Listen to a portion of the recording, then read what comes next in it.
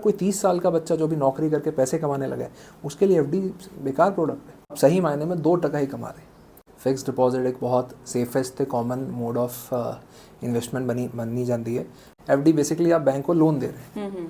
एक है कि हमने खुद लोन लिया, एक है हमने बैंक को दिया कि आप मेरा पैसा लो, आगे जाके आप लोन में दो, कहीं भी दो, मेरे को एक बंधा हुआ ब्याज दे दो। तो बैंक ने आपको कहा कि ठीक है जी 7% ब्याज ले लीजिए। आप ABC बैंक है, उसने कहा 7, आप XYZ बैंक है, उसने कहा मैं 7.25 दूंगा। आपको लगा 7.25 25% ज़्यादा मिलता है, वहाँ दे देते हैं पैसे। वो बैंक ने तो आगे आपका पैसा ब्याज के लिए काम में लगा दिया, पर आपने कितना कमाया? आपको लगा हमने 7.25 कमा लिया, आपने 7.25 नहीं कमाया। आपको ये देखना पड़ेगा कि उन सालों में, आने वाले सालों में महंगाई कितनी बढ़ी। हिंदुस्तान में औसतन महंगाई की दर जो बढ़ने की है 5 से 6% है।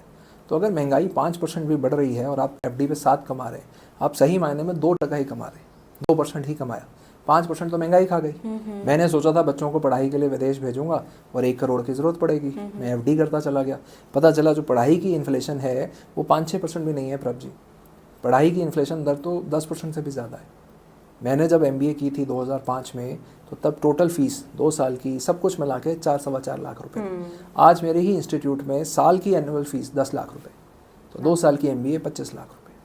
बहुत ज़रूरी है समझना कि पैसा कहीं पे भी लगाऊं, चाहे एफडी करूं, चाहे प्रॉपर्टी में लगाऊं, कम से कम इतना कमाऊं कि वो महंगाई को बीट कर पाए, वरना पैसा इन्वेस्ट करने का कोई फ़ायदा नहीं। हाँ, अगर मेरा गोल 10 साल, 15 साल, 20 साल का है तो मेरे लिए एफडी सही मायने में एक सही प्रोडक्ट नहीं है, क्योंकि वो तो महंगाई को बीट ही नहीं कर पाएगी। एग्जैक्टली। तो एफडी किन के लिए सही बनाए? एफडी अगर कोई रिटायर हुआ है, कोई 30 साल का बच्चा जो भी नौकरी करके पैसे कमाने लगा है, उसके लिए एफडी बेकार प्रोडक्ट है।